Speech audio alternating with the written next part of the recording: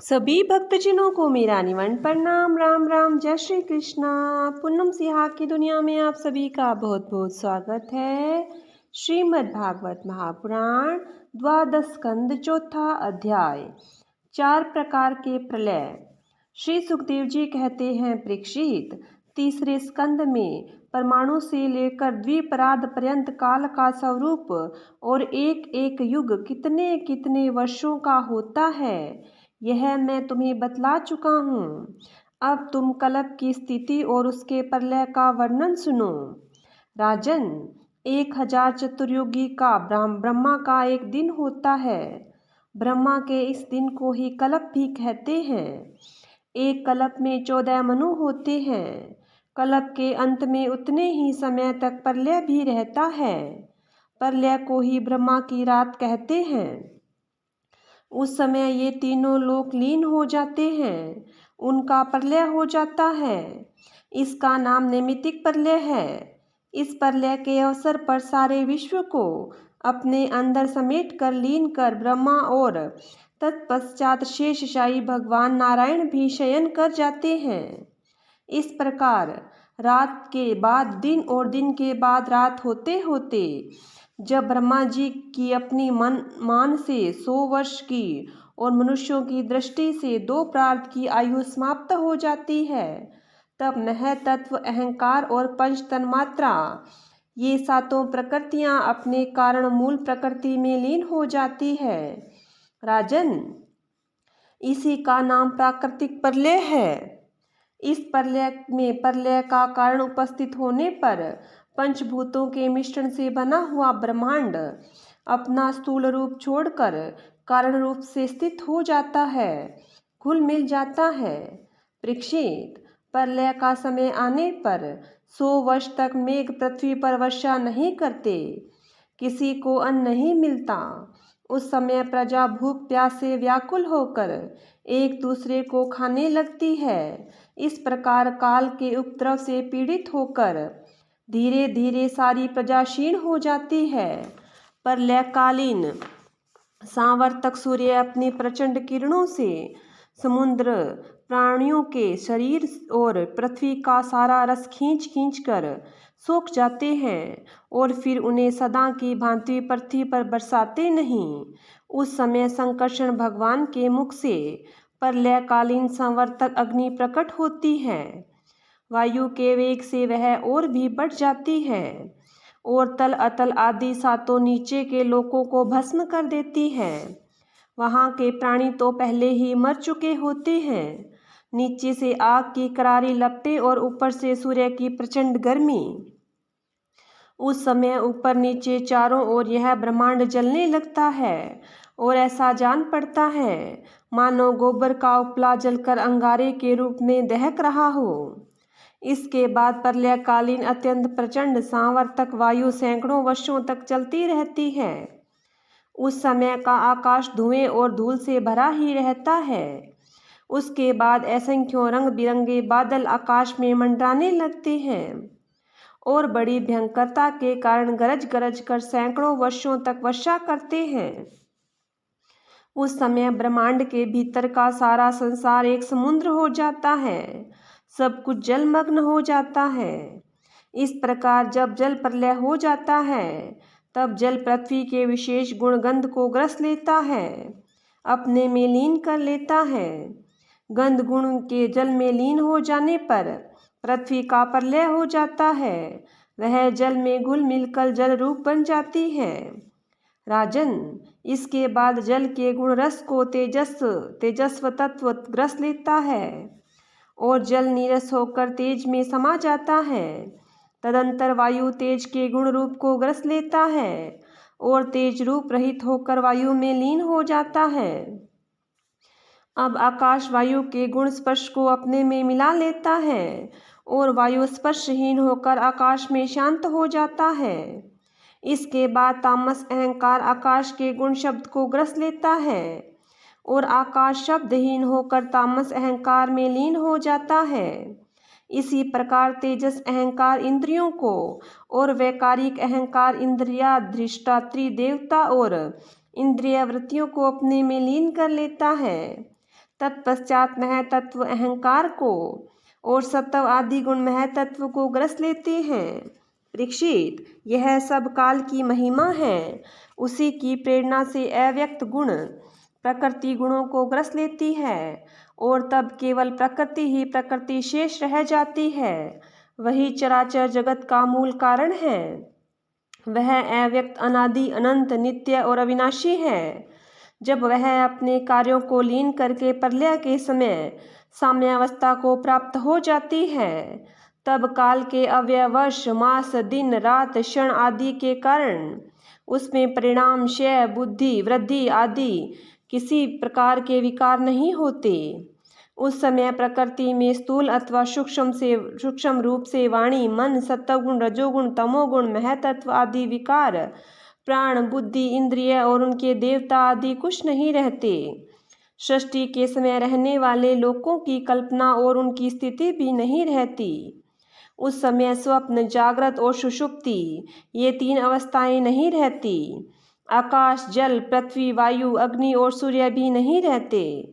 सब कुछ सोए हुए के समान शून्य सा रहता है।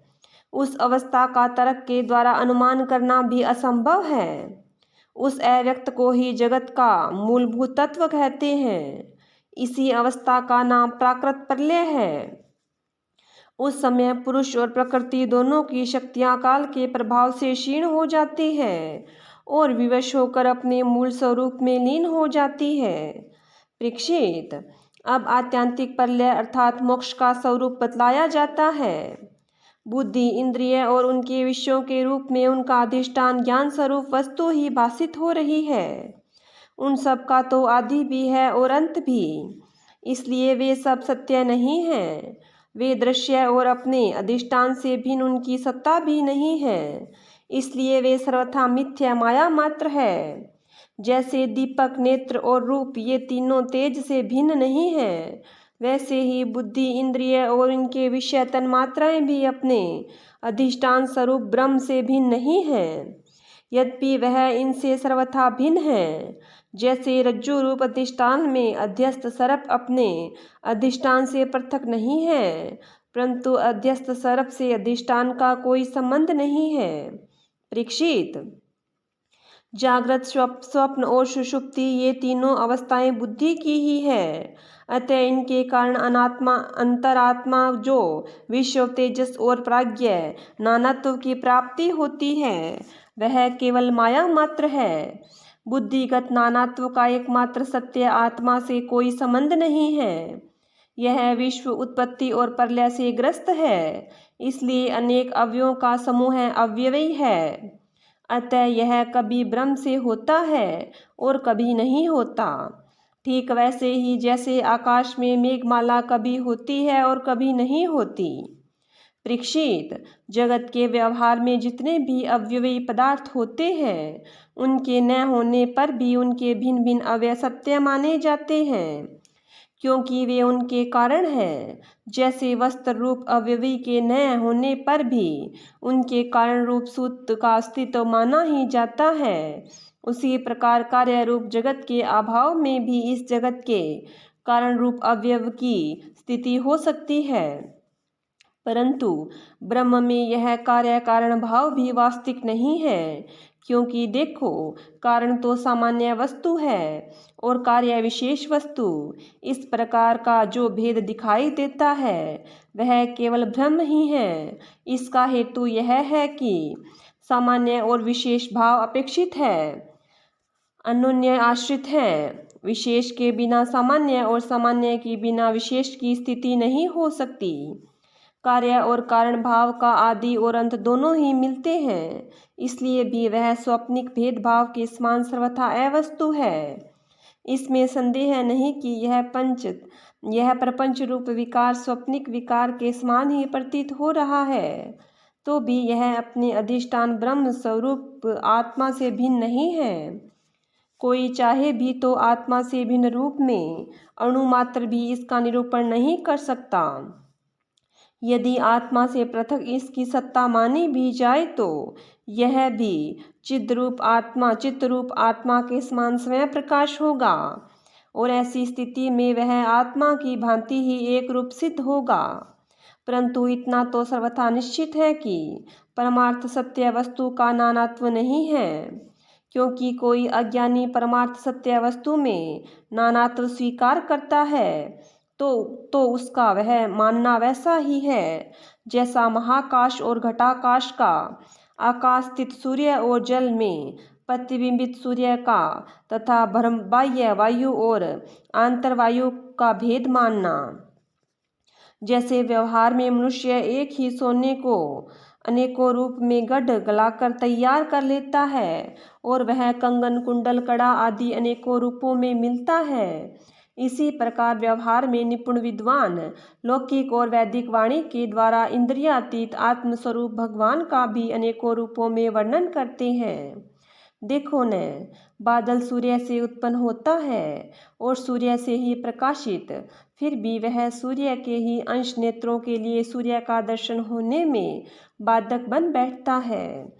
इसी प्रकार अहंकार भी ब्रह्म से ही उत्पन्न होता, ब्रह्म से ही प्रकाशित होता और ब्रह्म के अंश जीव के लिए ही ब्रह्म स्वरूप के साक्षात्कार में बाधक बन बैठता है। जब सूर्य से प्रकट होने वाला बादल तितर बितर हो जाता है, तब नेत्र अपने स्वरूप सूर्य का दर्शन करने में समर्थ हैं। ठीक वैसे ही जब जीव के हृदय में जिज्ञासा जगती है, तब आत्मा की उपाधि अहंकार नष्ट हो जाता है और उसे अपने स्वरूप का साक्षात्कार हो जाता है। प्रिय परीक्षित, जब जीव विवेक की खड़ंग से माया में अहंकार का बंधन काट देता है, तब यह अपने एक रस आत्म स्वरूप के साक्षात्कार में स्थित हो जाता है। आत्मा की यह माया मुक्त वास्तविक स्थिति ही आत्यांतिक प्रलय कही जाती है। हे शत्रुदमन, तत्वदर्शी लोग कहते हैं कि ब्रह्मा से लेकर तिनके तक जितने प्राणी या पदार्थ हैं, सभी हर समय पैदा होते और मरते रहते हैं, अर्थात नित्य रूप से उत्पत्ति और प्रलय होता ही रहता है। संसार के परिणामी पदार्थ नदी प्रवाह और दीप शिखा आदि क्षण क्षण बदलते रहते हैं। उनकी बदलती हुई अवस्थाओं को देखकर यह निश्चय होता है कि देह आदि भी काल रूप सोते के वेग में बहते बदलते जा रहे हैं, इसलिए क्षण क्षण में उनकी उत्पत्ति और प्रलय हो रहा है।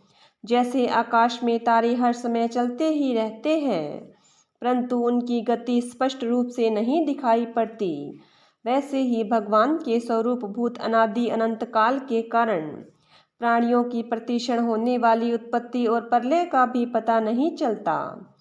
परीक्षित, मैंने तुमसे 4 प्रकार के प्रलय का वर्णन किया। उनके नाम है नित्य प्रलय, नैमित्तिक प्रलय, प्राकृतिक प्रलय और आत्यांतिक प्रलय। वास्तव में काल की सूक्ष्म गति ऐसी ही है। हे कुरुश्रेष्ठ, विश्व विधाता भगवान नारायण ही समस्त प्राणियों और शक्तियों के आश्रय हैं। जो कुछ मैंने संक्षेप में कहा है, वह सब उन्हीं की लीला कथा है। भगवान की लीलाओं का पूर्ण वर्णन तो स्वयं ब्रह्मा जी भी नहीं कर सकते। जो लोग अत्यंत दुस्तर संसार सागर से पार जाना चाहते हैं, अथवा जो लोग अनेकों प्रकार के दुख दावानल से दग्ध हो रहे हैं, उनके लिए पुरुषोत्तम भगवान की लीला कथा रूप रस के सेवन के अतिरिक्त और कोई साधन, कोई नौका नहीं है। ये केवल लीला रसायन का सेवन करके ही अपना मनोरथ सिद्ध कर सकते हैं। जो कुछ मैंने तुम्हें सुनाया है, यही श्रीमद् भागवत पुराण है। इसे सनातन ऋषि नर नारायण ने पहले देव ऋषि नारद को सुनाया था और उन्होंने मेरे पिता महर्षि कृष्ण देवपायन को, महाराज, उन्हीं बद्री वन विहारी भगवान श्री कृष्ण देवपायन ने प्रसन्न होकर मुझे इस वेद तुल्य श्री भागवत संहिता का उपदेश किया। कुरुश्रेष्ठ, आगे चलकर जब सौनक आदि ऋषि नैमिषारण्य क्षेत्र में बहुत बड़ा सत्र करेंगे, तब उनके प्रश्न करने पर पौराणिक वक्ता श्री सूत जी उन लोगों को इस संहिता का श्रवण कराएंगे। 5वां अध्याय, श्री सुखदेव जी का अंतिम उपदेश। श्री सुखदेव जी कहते हैं, प्रिय परीक्षित, इस श्रीमद् भागवत महापुराण को बार बार और सर्वत्र विश्व आत्मा भगवान श्री हरि का संकीर्तन करता हुआ है। यह भागवत महापुराण ब्रह्मा और रुद्र भी श्री हरि से पृथक नहीं है, उन्हीं की प्रसाद लीला और क्रोध लीला की अभिव्यक्ति है। हे राजन, अब तुम यह पशुओं की सी अविवेक मूलक धारणा छोड़ दो कि मैं मरूंगा। जैसे शरीर पहले नहीं था और अब पैदा हुआ और फिर नष्ट हो जाएगा, वैसे ही तुम भी पहले नहीं थे। तुम्हारा जन्म हुआ, तुम मर जाओगे, यह बात नहीं है। जैसे बीज से अंकुर और अंकुर से बीज की उत्पत्ति होती है, वैसे ही एक देह से दूसरी देह की और दूसरी देह से तीसरे की उत्पत्ति होती है। किंतु तुम न तो किसी से उत्पन्न हुए हो और न तो आगे पुत्र पौत्र आदि के शरीर के रूप में उत्पन्न होोगे। अजी, जैसे आग लकड़ी से सर्वथा अलग रहती है, लकड़ी की उत्पत्ति और विनाश से सर्वथा परे, वैसे ही तुम भी शरीर आदि से सर्वथा अलग हो। स्वप्नावस्था में ऐसा मालूम होता है कि मेरा सिर कट गया और मैं मर गया हूँ। मुझे लोग शमशान में जला रहे हैं, परंतु ये सब शरीर की अवस्थाएं दिखती है, आत्मा की नहीं। देखने वाला तो उन अवस्थाओं से सर्वथा परे है, जन्म और मृत्यु से रहित शुद्ध बुद्ध परम तत्व स्वरूप है। जैसे घड़ा फूट जाने पर आकाश पहले की भांति अखंड रहता है, परंतु घटाकाशता की निवृत्ति हो जाने से लोगों को ऐसा प्रतीत होता है कि वह महाकाश में मिल गया है। वास्तव में तो वह मिला ही नहीं। वैसे ही देहपात हो जाने पर ऐसा मालूम होता है मानो जीव ब्रह्म हो गया, वास्तव में तो वह ब्रह्म ही था ही। उसका अब्रह्मता ही प्रतीति मात्र थी। मन ही आत्मा के लिए शरीर विषय के लिए कर्मों की कल्पना कर लेता है और उस मन की सृष्टि करता है।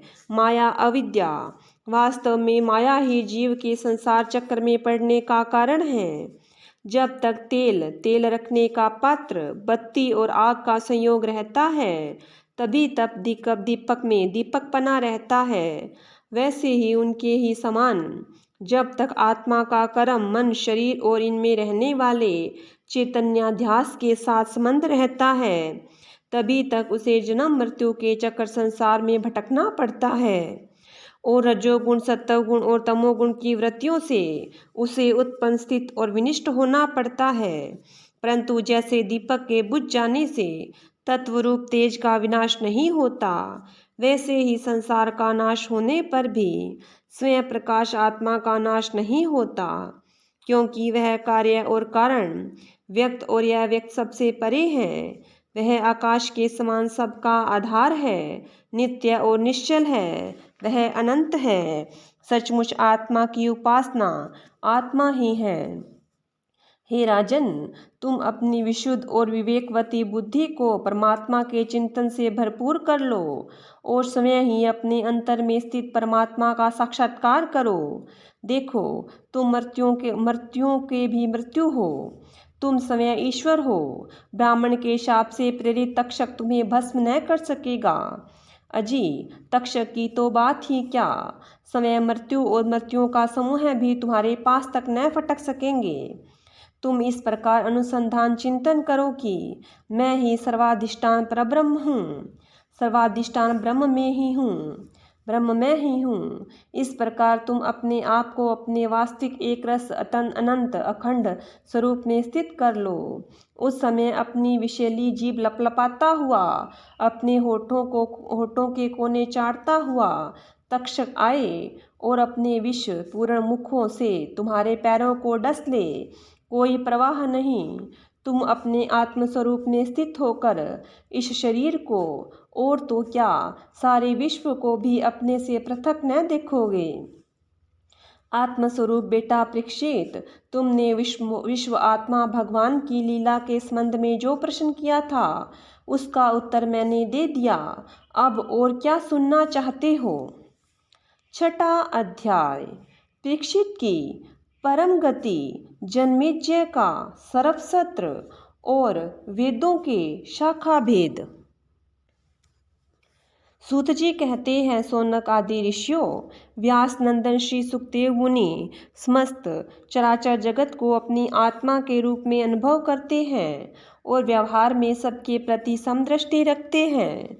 भगवान के शरणागत और उनके द्वारा सुरक्षित राजऋषि परीक्षित ने उनका संपूर्ण उपदेश बड़े ध्यान से श्रवण किया। अब वे सिर झुकाकर उनके चरणों में के तनिक पास खिसक आए और अंजलि बांधकर उनसे यह प्रार्थना करने लगे। राजा परीक्षित ने कहा, भगवान, आप करुणा के मूर्तिमान स्वरूप है। आपने मुझ पर परम कृपा करके अनादि अनंत एक रस सत्य भगवान श्री हरि के स्वरूप और लीलाओं का वर्णन किया है। अब मैं आपकी कृपा से परम अनुग्रहित और कृतकृत्य हो गया हूँ। संसार के प्राणी अपने स्वार्थ और परमार्थ के ज्ञान से शून्य हैं और विभिन्न प्रकार के दुखों के दावानल से दग्ध हो रहे हैं। उनके ऊपर भगवान में महात्माओं का अनुग्रह होना ही कोई बड़ी नई घटना अथवा आश्चर्य की बात नहीं है। यह तो उनके लिए स्वाभाविक ही है। मैंने और मेरे साथ और बहुत से लोगों ने आपके मुखारविंद से इस श्रीमद् भागवत महापुराण का श्रवण किया है। इस पुराण में पद पद पर भगवान श्री हरि के उन स्वरूप और उन लीलाओं का वर्णन हुआ है जिनके गान से बड़े बड़े आत्माराम पुरुष रमते रहते हैं। भगवान, आपने मुझे अभय पद का, ब्रह्म और आत्मा की एकता का साक्षात्कार करा दिया है। अब मैं परम शांति स्वरूप ब्रह्म में स्थित हूँ। अब मुझे तक्षक आदि किसी भी मृत्यु के निमित्त से अथवा दल के दल मृत्युओं से भी भय नहीं। मैं अभय हो गया हूँ। ब्राह्मण, अब आप मुझे आज्ञा दीजिए कि मैं अपनी वाणी बंद कर लूँ, मौन हो जाऊँ और साथ ही कामनाओं के संस्कार से भी रहित चित्त को इंद्रियातीत परमात्मा के स्वरूप में विलीन करके अपने प्राणों का त्याग कर दूँ। आपके द्वारा उपदेश किए हुए ज्ञान और विज्ञान से परिनिष्ठित हो जाने से मेरा अज्ञान सर्वदा के लिए नष्ट हो गया। आपने भगवान के परम कल्याणमय स्वरूप का मुझे साक्षात्कार करा दिया। सूत जी कहते हैं, सौनक आदि ऋषियों, राजा परीक्षित ने भगवान श्री सुखदेव जी से इस प्रकार कहकर बड़े प्रेम से उनकी पूजा की। अब वे परीक्षित से विदा लेकर समागत त्यागी महात्माओं, भिक्षुकों के साथ वहां से चले गए। राजऋषि परीक्षित ने भी बिना किसी बाह्य सहायता के स्वयं ही अपनी अंतर आत्मा को परमात्मा के चिंतन में समाहित किया और ध्यान मग्न हो गए। उस समय उनका श्वास प्रश्वास भी नहीं चलता था। ऐसा जान पड़ता था मानो कोई वृक्ष का ठूंठ हो। उन्होंने गंगा जी के तट पर कुशों से इस प्रकार बिछा रखा था जिसमें उनका अग्रभाग पूर्व की ओर हो और उन पर समय उत्तर की ओर मुख करके वे बैठे हुए थे। उनकी आसक्ति और संशय तो पहले ही मिट चुके थे। अब वे ब्रह्म और आत्मा की एकता रूप महायोग में स्थित होकर ब्रह्म स्वरूप हो गए। सौनक आदि ऋषियों, मुनि कुमार श्रृंगी ने क्रोधित होकर परीक्षित को शाप दे दिया था। अब उनका भेजा हुआ तक्षक सर्प राजा परीक्षित को डसने के लिए उनके पास चला। रास्ते में उसने कश्यप नाम के एक ब्राह्मण को देखा। कश्यप ब्राह्मण सर्प विष की चिकित्सा करने में बड़े निपुण थे। तक्षक ने बहुत सा धन देकर कश्यप को वहीं से लौटा दिया। उन्हें राजा के पास न जाने दिया और समय ब्राह्मण के रूप में छिपकर, क्योंकि वह इच्छानुसार रूप धारण कर सकता था, राजा परीक्षित के पास गया और उसे डस लिया। राजा परीक्षित तक्षक के डसने से पहले ही ब्रह्म में स्थित हो चुके थे। अब तक्षक के विष की आग से उनका शरीर सबके सामने ही जलकर भस्म हो गया। पृथ्वी, आकाश और सब दिशाओं में बड़े जोर से हाय हाय की ध्वनि होने लगी। देवता, असुर, मनुष्य आदि सब के सब परीक्षित की यह परम गति देखकर विस्मित हो गए। देवताओं की दुंदुभियां अपने आप बज उठी। गंधर्व और अप्सराएं गान करने लगी। देवता लोग साधु साधु के नारे लगाकर पुष्पों की वर्षा करने लगे। जब जन्मेजय ने सुना कि तक्षक ने मेरे पिताजी को डस लिया है तो उसे बड़ा क्रोध हुआ। अब वह ब्राह्मणों के साथ विधि पूर्वक सर्पों का अग्निकुंड में हवन करने लगा। तक्षक ने देखा कि जन्मेजय के सर्पसत्र की प्रज्वलित अग्नि में बड़े बड़े महासर्प भस्म होते जा रहे हैं। तब वह अत्यंत भयभीत होकर देवराजेंद्र की शरण में गया। बहुत सर्पों के भस्म हो जाने पर भी तक्षक न आया।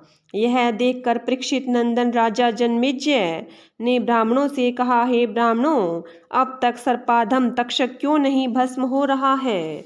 ब्राह्मणों ने कहा, राजेंद्र, तक्षक इस समय इंद्र की शरण में चला गया है और वे उसकी रक्षा कर रहे हैं। उन्होंने ही तक्षक को स्तंभित कर दिया, इसी से वह अग्निकुंड में गिरकर भस्म नहीं हो रहा है।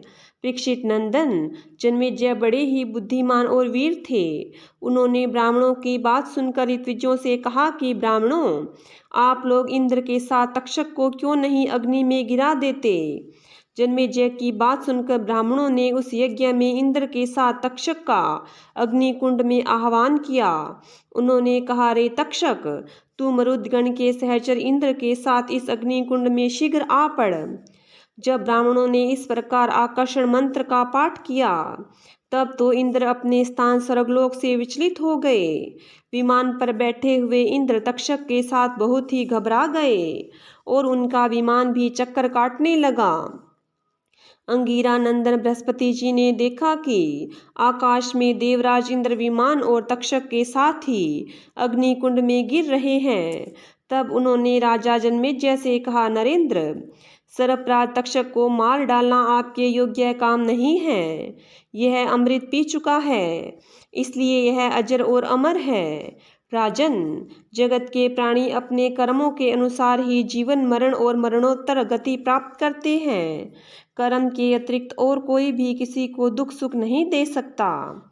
जन्मेजय, यूं तो बहुत से लोगों की मृत्यु सांप, चोर, आग, बिजली आदि से अथवा भूख, प्यास, रोग और आदि निमित्तों से होती है, परंतु यह तो कहने की बात है।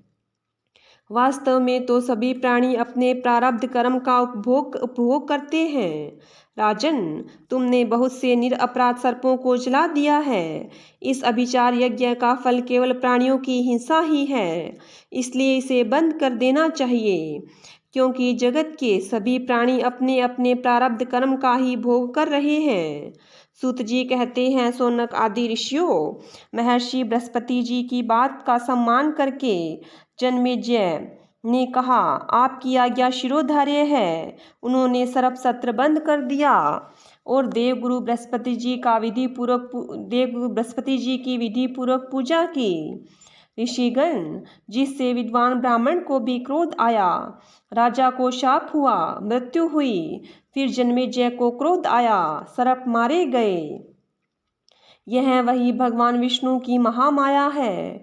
यह अनिर्वचनीय है। इसी से भगवान के स्वरूप भूत जीव क्रोध आदि गुण वृत्तियों के द्वारा शरीरों में मोहित हो जाते हैं, एक दूसरे को दुख देते हैं और भोगते हैं और अपने प्रयत्न से इसको निवृत्त नहीं कर सकते। विष्णु भगवान के स्वरूप का निश्चय करके उनका भजन करने से ही माया से निवृत्ति होती है। इसलिए उनके स्वरूप का निरूपण सुनो। यह दंभी है, कपटी है। इत्याकारक बुद्धि में बार बार जो दंभ कपट का स्फुरण होता है, वही माया है। जब आत्मावादी पुरुष आत्मचर्चा करने लगते हैं, तब वह परमात्मा के स्वरूप में निर्भय रूप से प्रकाशित नहीं होती, किंतु भयभीत होकर अपना मोह आदि कार्य नहीं करती हुई ही किसी प्रकार रहती है। इस रूप में उसका प्रतिपादन किया गया है। माया के आश्रित नाना प्रकार के विवाद मतवाद भी परमात्मा के स्वरूप में नहीं है, क्योंकि वे विषयक हैं, विशेष विषयक हैं और परमात्मा निर्विशेष है। केवल वाद विवाद की तो बात ही क्या, लोक परलोक के विषयों के संबंध में संकल्प विकल्प करने वाला मन भी शांत हो जाता है। कर्म उसको संपादन की सामग्री और उनके द्वारा साध्य कर्म, इन तीनों से अन्वित अहंकारात्मक जीव, यह सब जिसमें नहीं है, वह आत्मस्वरूप परमात्मा न तो किसी के द्वारा बाधित होता है और न तो किसी का विरोधी ही है। जो पुरुष उस परम पद के स्वरूप का विचार करता है, वह मन की मायामयी लहरों, अहंकार आदि का बात करके स्वयं अपने आत्मस्वरूप में विहार करने लगता है। जो मुमुक्षु एवं विचारशील पुरुष परम पद के अतिरिक्त वस्तु का परित्याग करते हुए नेति नेति के द्वारा उसका निषेध करके ऐसी वस्तु प्राप्त करते हैं जिसका कभी निषेध नहीं हो सकता और न तो कभी त्याग ही, वही विष्णु भगवान का परम पद है। यह बात सभी महात्मा और श्रुतियाँ एक मत से स्वीकार करती हैं।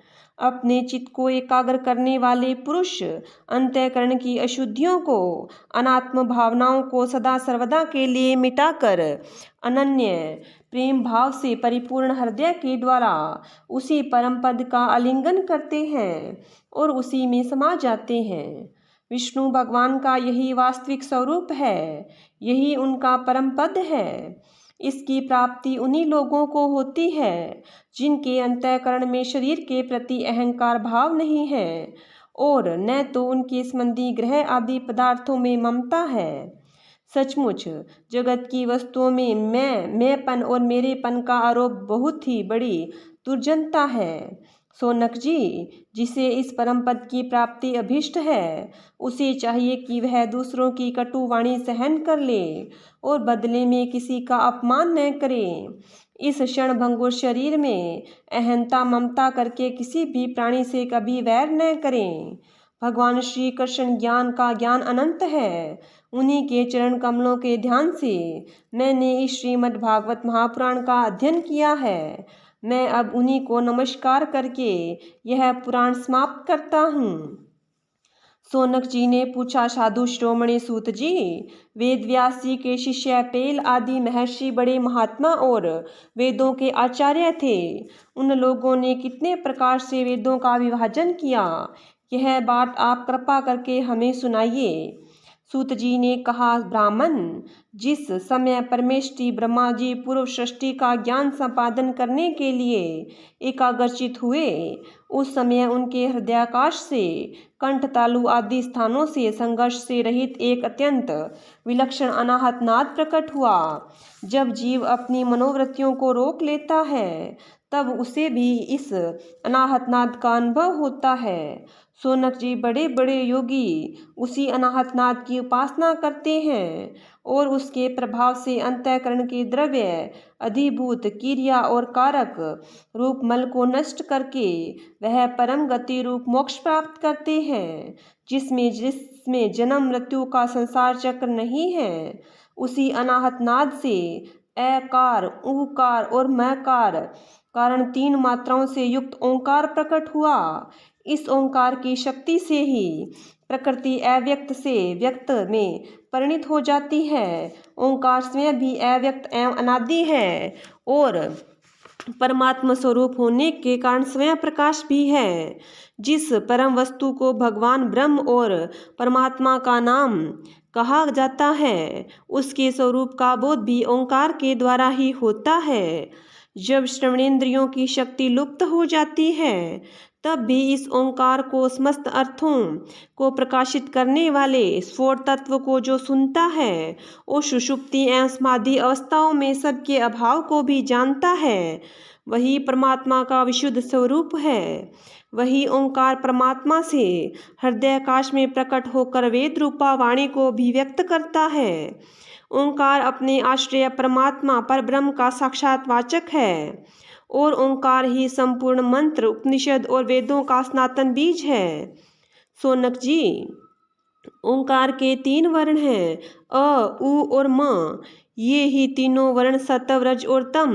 इन 3 गुणों ऋक, यजु, साम, इन तीनों नामों भू, भुवः, स्वः, इन तीनों अर्थों और जागृत, सुषुप्त और सुषुप्त, जागृत, स्वप्न और सुषुप्ति, इन तीनों वृत्तियों के रूप में 3-3 के संख्या वाले भावों को धारण करते हैं। इसके बाद सर्वशक्तिमान ब्रह्मा जी ने ओंकार से ही अंतस्थ य, र, ल, व, उष्म, श, श, श स्वर, अ से औ तक स्पर्श क से म तक तथा ह्रस्व और दीर्घ आदि लक्षणों से युक्त अक्षर सामान्य अर्थ अर्थात वर्ण की माला की रचना की। उसी वर्णमाला द्वारा उन्होंने अपने 4 मुखों से होता, अथर्वयु, उद्गाता और ब्रह्मा इन 4 ऋत्विजों के कर्म बतलाने के लिए ओंकार और बृहतियों के सहित 4 वेद प्रकट किए और अपने पुत्र ब्रह्म महर्षि मरीचि आदि को वेदाध्ययन में कुशल देखकर उन्हीं वेदों की शिक्षा दी। वे सभी जब धर्म का उपदेश करने में निपुण हो गए तब उन्होंने अपने पुत्रों को उनका अध्ययन करवाया। तदंतर उन्हीं लोगों के नैष्ठिक ब्रह्मचारी शिष्य प्रशिष्यों के द्वारा चारों युगों में संप्रदाय के रूप में वेदों की रक्षा होती रही। द्वापर के अंत में महर्षियों ने उनका विभाजन भी किया। जब ब्रह्मवेत्ता महर्षियों ने देखा कि समस्त फेर से लोगों की आयु, शक्ति और बुद्धि क्षीण हो गई है, तब उन्होंने अपने हृदय देश में विराजमान परमात्मा की प्रेरणा से वेदों के अनेकों विभाग कर दिए। शौनक जी, इस वेवस्त मनवंतर में भी ब्रह्मा, शंकर आदि लोकपालों की प्रार्थना से अखिल विश्व के जीवनदाता भगवान ने धर्म की रक्षा के लिए महर्षि पराशर द्वारा सत्यवती के गर्भ से अपने अंशांश कला स्वरूप व्यास के रूप में अवतार ग्रहण किया। परम भाग्यवान शौनक जी, उन्होंने ही वर्तमान युग में वेद के 4 विभाग किए हैं।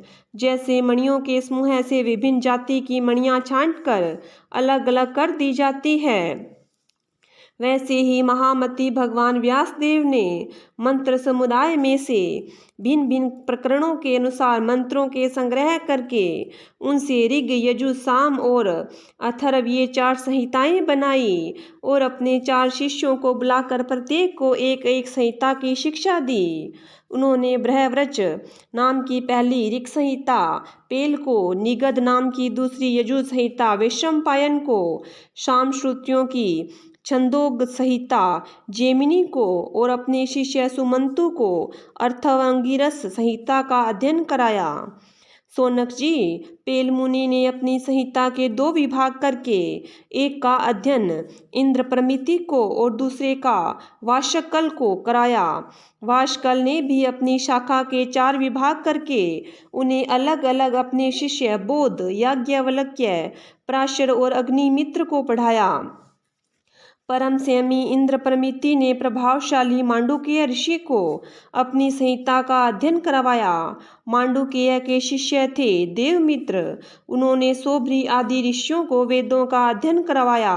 मांडुक्य के पुत्र का नाम था शाकल्य, उन्होंने अपनी संहिता के 5 विभाग करके उन्हें वात्स्य, मुद्गल, शाल्य, गोखल्य और शिशिर नामक शिष्यों को पढ़ाया। शाकल्य के एक और शिष्य थे जातुकर्ण्य मुनि, उन्होंने अपनी संहिता के 3 विभाग करके तत्संबंधी निरुक्त के साथ अपने शिष्य बलाक, पैज, वैताल और विरज को पढ़ाया। बाष्कल के पुत्र बाष्कली ने सब शाखाओं में से एक वालखिल्य नाम की शाखा रची, उसे बालयनी, भज्य और कासार ने ग्रहण किया। इन ब्रह्म ऋषियों ने पूर्वोक्त संप्रदाय के अनुसार ऋग्वेद संबंधी बृहद् शाखाओं को धारण किया। जो मनुष्य यह वेदों के विभाजन का इतिहास श्रवण करता है वह सब पापों से छूट जाता है। शौनक जी, वैशंपायन के कुछ शिष्यों के नाम थे चरकाध्र्यु। इन लोगों ने अपने गुरुदेव को ब्रह्म हत्या जनित पाप का प्रायश्चित करने के लिए एक व्रत का अनुष्ठान किया, इसलिए उनका नाम चरकाध्र्यु पड़ा। वैशंपायन के एक शिष्य याज्ञवल्क्य मुनि भी थे। उन्होंने अपने गुरुदेव से कहा, अहो भगवन, ये चरकाध्र्यु ब्राह्मण तो बहुत ही थोड़ी शक्ति रखते हैं, इनके व्रत पालन से भी लाभ भी कितना है। मैं आपके प्रायश्चित के लिए बहुत ही कठिन तपस्या करूँगा। याज्ञवल्क्य मुनि की यह बात सुनकर वैशंपायन मुनि को क्रोध आ गया। उन्होंने कहा, बस बस चुप रहो, तुम्हारे जैसे ब्राह्मणों का अपमान करने वाले शिष्य की मुझे कोई आवश्यकता नहीं। देखो, अब तक तुमने मुझसे जो कुछ अध्ययन किया है उसका शीघ्र से शीघ्र त्याग कर दो और यहाँ से चले जाओ। याज्ञवल्क्य जी देवरात के पुत्र थे। उन्होंने गुरुजी की आज्ञा पाते ही उनके पढ़ाए हुए यजुर्वेद का वमन कर दिया और वे वहाँ से चले गए। जब मुनियों ने देखा कि याज्ञवल्क्य ने तो यजुर्वेद का वमन कर दिया, तब उनके चित्त में इस बात के लिए बड़ा ही लालच हुआ कि हम लोग किसी प्रकार इसको ग्रहण कर लें, परंतु ब्राह्मण होकर उगले हुए मंत्रों को ग्रहण करना अनुचित है। ऐसा सोचकर वे तितर बन गए और उस संहिता को चुग लिया। इसी से यजुर्वेद की वह परम रमणीय शाखा तैत्तिरीय के नाम से प्रसिद्ध हुई। सोनक जी, जब याज्ञवल्क्य ने सोचा कि मैं ऐसी श्रुतियाँ प्राप्त करूं जो मेरे गुरुजी के पास भी न हो, इसके लिए वे सूर्य भगवान का उपस्थान करने लगे। याज्ञवल्क्य जी इस प्रकार उपस्थान करते हैं, मैं ओंकार स्वरूप भगवान सूर्य को नमस्कार करता हूँ। आप संपूर्ण जगत की आत्मा और काल रूप स्वरूप हैं। ब्रह्मा से लेकर तृण पर्यंत जितने भी जरायुज, अंडज, स्वेदज और उद्भिद 4 प्रकार के प्राणी हैं, उन सब के हृदय देश में और बाहर आकाश के समान व्याप्त होकर भी आप उपाधि के धर्मों से असंग रखने वाले अद्वितीय भगवान ही हैं। आप ही क्षण, लव, निमेष आदि अवयवों से संगठित संवत्सरों के द्वारा एवं जल के आकर्षण विकर्षण आदान प्रदान के द्वारा समस्त लोगों की जीवन यात्रा चलाते हैं। प्रभु, आप समस्त देवताओं में श्रेष्ठ हैं। जो लोग प्रतिदिन तीनों समय वेद विधि से आपकी उपासना करते हैं, उनके सारे पाप और दुखों के बीज को आप भस्म कर देते हैं। सूर्यदेव, आप सारी सृष्टि के मूल कारण एवं समस्त ऐश्वर्यों के स्वामी हैं।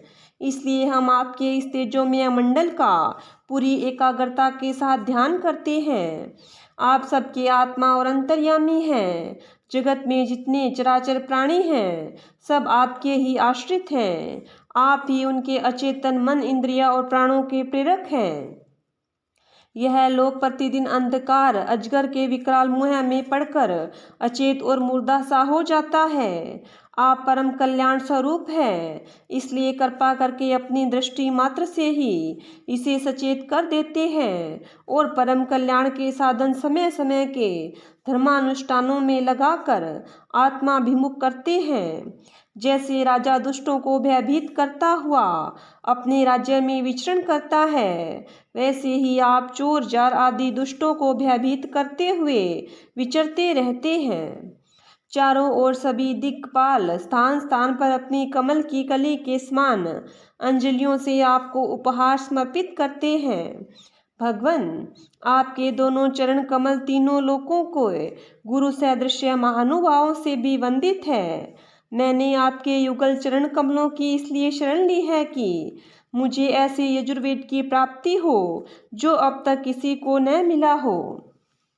सूत जी कहते हैं, सौनक आदि ऋषियों, जब याज्ञवल्क्य मुनि ने भगवान सूर्य की इस प्रकार स्तुति की, तब वे प्रसन्न होकर उनके सामने अश्व रूप में प्रकट हुए और उन्हें यजुर्वेद के उन मंत्रों का उपदेश किया जो अब तक किसी को प्राप्त न हुए थे। इसके बाद याज्ञवल्क्य मुनि ने यजुर्वेद के असंख्य मंत्रों से उनकी 15 शाखाओं की रचना की। वही वाजस्नेह शाखा के नाम से प्रसिद्ध हुए। उन्हें कण, मध्याह्न, दिन आदि ऋषियों ने ग्रहण किया।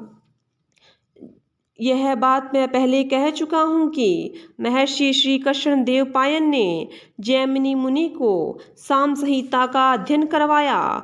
उनके पुत्र थे सुमंतु मुनि और पौत्र थे सुनवान। जैमिनी मुनि ने अपने पुत्र और पौत्र को एक एक संहिता पढ़ाई। जैमिनी मुनि के एक शिष्य का नाम था सुकर्मा। वह एक महान पुरुष था। जैसे एक वृक्ष में बहुत सी डालियाँ होती हैं, वैसे ही सुकर्मा ने सामवेद की 1000 संहिताएं बना दी। सुकर्मा के शिष्य कौशल देश निवासी हिरण्यनाभ, पोषणजी और ब्रह्मवेताओं में श्रेष्ठ आवंत्य ने उन शाखाओं को ग्रहण किया। पोषण जी और आवंत्य के 500 शिष्य थे। वे उत्तर दिशा के निवासी होने के कारण औदिच्य सामवेदी कहलाए थे। उन्हीं को प्राच्य सामवेदी भी कहते हैं। उन्होंने एक एक संहिता का अध्ययन किया। पोषण जी के और भी शिष्य थे, लोगाक्षी, मांगली, कुल्य, कुसीद और कुक्षी। इनमें से प्रत्येक ने 100 संहिताओं का अध्ययन किया। हिरण्यनाभ का शिष्य था कृत। उसने अपने शिष्यों को 24 संहिताएं पढ़ाई। शेष संहिताएं परम शमी आवंत्य ने अपने शिष्यों को दी। इस प्रकार सामवेद का विस्तार हुआ। श्रीमद्भागवत महापुराण 12 स्कंद 6 अध्याय समाप्त। बोलिए विष्णु भगवान की जय हो। बोलिए कृष्ण भगवान की जय हो।